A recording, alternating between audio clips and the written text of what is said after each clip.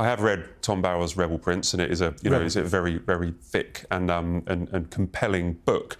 But he has done an interview saying that he believes that Harry and Meghan's relationship is at a crisis point, and he says that they want different things and they face a fight for survival. What do you think of that take from Tom Bower on Harry and Meghan? I think they're always at a crisis point. Because they've left the royal family, and the royal family are working for the nation, United Kingdom, Commonwealth, and putting things into life. They've taken the celebrity route, which means they have to completely reinvent themselves the whole time to keep in front of the public, public opinion. So they do, which they do quite effectively, but they're always changing direction. Therefore, they must always be at a crisis point. I have a feeling this story is going to end badly, certainly for Prince Harry. How do you mean? In the long run. Well, I don't see it lasting. I mean, I don't wish them ill, but I just, if you look at... People actually always act in character. I mean, I'm a biographer rather than a journalist, so I look at how people deal with their lives, and she's dumped her father, her first husband, Jessica Mulroney, the entire British royal family. Who is next to the chop? Well, who's next in line? Exactly. You're suggesting possibly Prince Harry. Well, they say it's a crisis point. When she doesn't need him anymore, she'll dump him. In terms of Tom Bower's book, I interviewed him actually recently for his Victoria, for the House of Beckham book, and he doesn't pull any punches, so I can imagine that this book will be that again. But what will be... I was thinking about it when I heard about this book. I thought, OK, what don't we know about them, or what area of their life hasn't been examined? We've obviously had endless reports about them from themselves as well, including their Netflix series and Harry's book, everything over the last few years. What's been sort of the one area that possibly will be, ripe for examination is the last 12 months, because there has been a lot of redirection for them, as you've mentioned. There's been, deals collapsing, so the last 12 to 18 months, deals collapsing, Meghan's launching a new business that has had a few twists and turns and snafus, and there have been more reports than ever about the state of their relationship, both professionally and personally.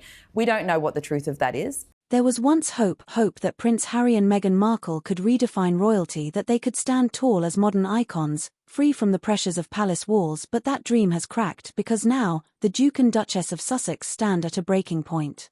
Their relationship with the royal family is in ruins, their public image is fading, and for Harry, the future looks darker than ever.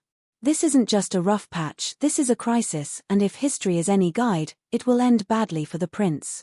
Once upon a time, they were unstoppable. The golden couple, fresh, charming, rebellious, full of promise. When they walked away from royal duty, the world watched in awe, but the freedom they longed for has turned into isolation. Every move, every podcast, every deal, every interview feels more desperate than the last. Instead of independence, they've built a brand on grievance. And the world's sympathy is wearing thin. Behind the polished smiles, there's tension. Meghan's ambition burns bright, she wants relevance, recognition, and control, but Harry's loyalty still tugs at him, to his family, his late mother's legacy, and the institution he once called home. It's a battle between past and present, between a prince raised in duty and a wife determined to break the system. And in that clash, Harry is being pulled apart, between love and loyalty, between heart and heritage. Once adored by millions, now dismissed as out of touch, the Hollywood deals, the endless documentaries, the tell-all interviews, they've exhausted their audience. But, I don't know that this book will be able to also find out for sure, but that's an area that we haven't examined, and it's an area of, I think there has been some turmoil, just even professionally. We can see that from the way that some of the businesses and their ventures have gone recently. So that's probably the part that I'm interested in. I hope there's not more re-examination of prior to that, because surely we've done that now. Even by them, we've all talked about it. It's the relationship between Harry and Meghan that is the most fascinating, because, we have body language experts, you have all these kind of experts coming on saying, oh, they look like this. We see videos of them in Colombia, Harry looks grumpy, Meghan trying to take centre stage. We all analyse it all the time, and it fills online, it fills the newspaper, it fills social media. It would be nice for someone to actually give us some revelations about what is actually happening. Exactly. I'd be absolutely delighted if they were having a wonderful time and having a wonderful life out there. I mean, that'd be fantastic. But people will be interested in what is going on behind closed doors at Montecito. Absolutely. I think it's the state of their relationship right now is what people are interested in, because there has been so many contradictory reports about how they're faring in their new life, I say this because it's been 5 years since they left, but how this life is panning out for them in California and whether or not that has been helpful or detrimental to their relationship. I think that's the part we want to look at. He's also... Sorry, Hugo. I live in a certain amount of chaos, and I found a copy of Hello magazine lying on the floor, and I picked it up, and there was a picture of Prince Harry grinning and looking so happy. And I thought, hang on a minute, what's this? Dated from 2015. He does not look a happy man now. Even their allies are growing quiet. The Netflix magic has faded, Spotify walked away, and what remains is a couple grasping for significance, but losing credibility with every new headline. What was once a movement now feels like a meltdown. At Buckingham Palace, there's no outrage, just silence. Charles, William, and even Kate have learned, silence is power. They no longer respond. They don't need to, because Meghan and Harry's noise only exposes their instability. For the royals, this is a waiting game, and the longer they wait, the more isolated the Sussexes become. Deep down, Harry looks lost. He left to find peace, but found chaos instead. His family is fractured, his friends have drifted, and his reputation is slipping away. He's surrounded by cameras, advisors, and contracts, but not by the stability he once had in the royal fold. And that's the tragedy. He traded duty for freedom, but ended up a prince without purpose. As Meghan pushes forward with new projects, red carpets, and lifestyle ventures, Harry seems like a man fading into the background. Is no longer the bold prince who spoke from the heart. Is the silent shadow following a louder brand. And sooner or later, that silence will erupt, because when one half of a partnership feels sidelined, crisis is inevitable. They say love conquers all, but love can't conquer ego, ambition, and relentless pressure. The cracks are already there, visible, widening, unavoidable. For Meghan, this is about building an empire. For Harry, it's about trying to hold on to the last pieces of himself. And when this story finally collapses, it won't be Hollywood that pays the price, it'll be the prince.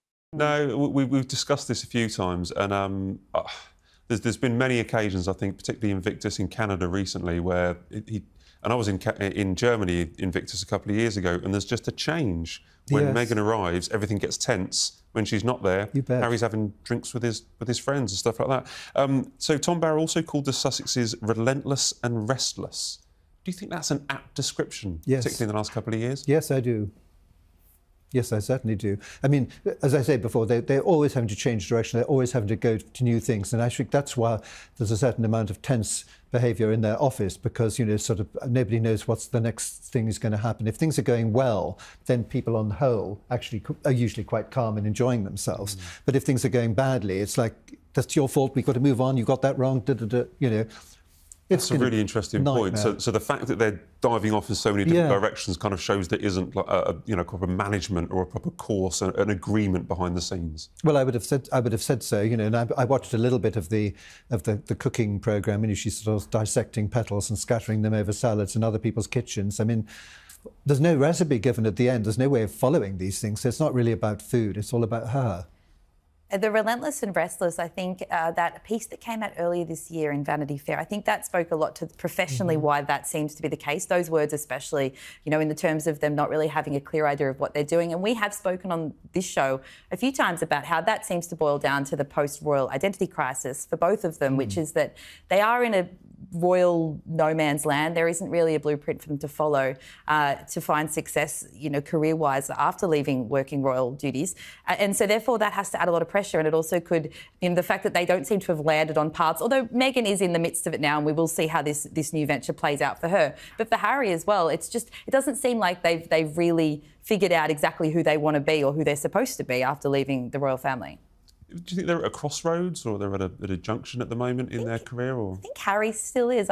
You sort of get the impression that he'd be really happy to just sort of be surfing and doing some charity duties every once in a while, but that's clearly not Meghan's focus. And that in itself is a relatively relatable issue, which is when couples reach those points where they're branching off with different goals for their long-term future. Meghan wants to be a billionaire celebrity. I think Harry appears to be happy to just do a few charity engagements and focus on those things that he likes. But outside of that, yeah, it has to be adding pressure to, and of course we don't know for sure, but from the outside, it looks like it has to be adding pressure. I'm looking forward to hearing more from Tom Barrow, and we'll try and get him on the show and see what else he knows.